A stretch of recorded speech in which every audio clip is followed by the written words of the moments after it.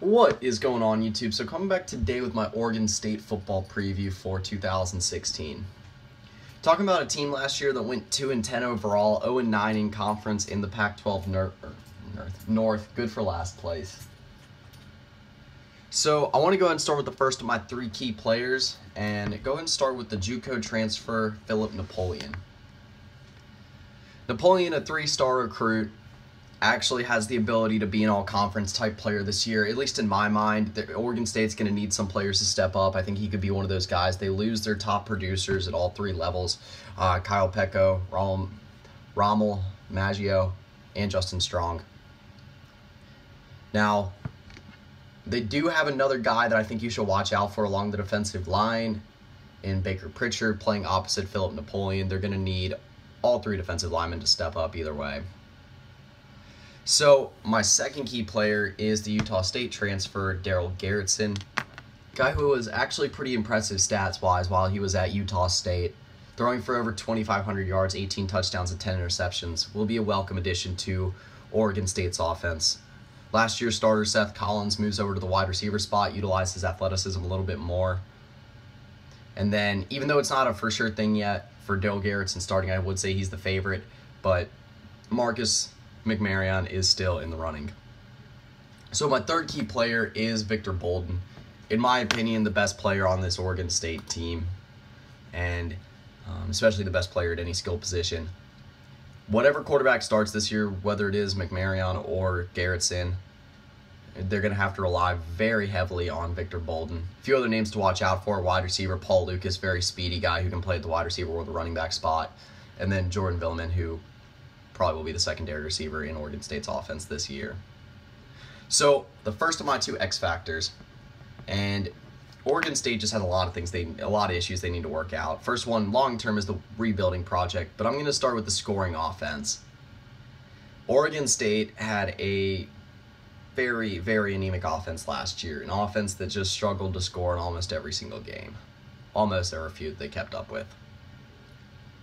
They averaged 19 points per game last year, which obviously, if you want to keep up with the Pac-12 in today's world, especially some of the bigger scoring Pac-12 North teams, Oregon, Stanford, Washington, Wazoo, those types, you're going to have to put up more points per game than, ranking 115th nationally in points per game just isn't going to cut it.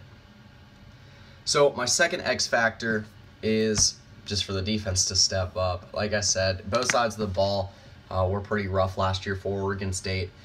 They were 114th nationally in scoring defense last year, and they bring in a new defensive coordinator in Kevin Clune, who maybe that's what they just need a new face. Kalani Sitake, the former defensive coordinator, leaves for the head coaching job at BYU. So something's gonna have to change. So move on to my trap game for Oregon State, and it's hard to come up with one.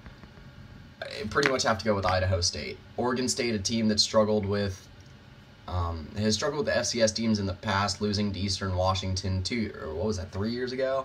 Yeah. And then last year they actually handled Weber State pretty well. But they don't really have an out-of-conference game like San Jose State, like they had with San Jose State last year, where, they're favored against a non-Power 5 team, but they should win it anyway. They don't really have those out-of-conference games this year.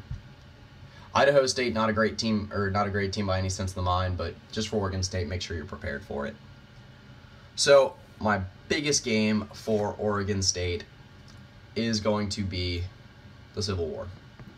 There's something in my mind this year that says Oregon State actually not just stands a chance, but can actually maybe win the Civil War this year. It's always close. It seems like it's always close. It's one of those games that, record is tossed out the window when that game comes around, and you don't really know who's going to win. Oregon has a lot of question marks. I mean, granted, Oregon's supposed to be a lot better than Oregon State this year, but Oregon does have a lot of question marks coming into the season also. I would not even be surprised if Dakota Pruckup doesn't have as good a season as Darrell Garretson. That wouldn't surprise me at all. So get into my record prediction for Oregon State. Again, sorry to all you Oregon State fans out there. Shout out to my buddy Barton. probably watching this anyway. Anyway, I say they go 3-9. Better than last year, improves their win total by 1. They do have a harder schedule this year than they had last year. They have to travel to Minnesota, and they also have Boise State out of conference. They do have a non-Power 5 team, but probably the best non-Power 5 team there will be anywhere this year, besides Houston. You go up and down the schedule, it's not very friendly. You do have a couple winnable games. The Oregon State, if they do, transcend expectations this year, could actually end up winning 5 or 6 games. That's probably a best case scenario. But you still have to go to Washington, to Stanford, to UCLA, and then you still have Oregon, Arizona, Washington State, Cal, Boise State, and Utah. All games they will not be favored in my mind. So that pretty much does it for my Oregon State football preview for 2016. I'll be coming back later today with my Washington preview, but that's pretty much it. See ya.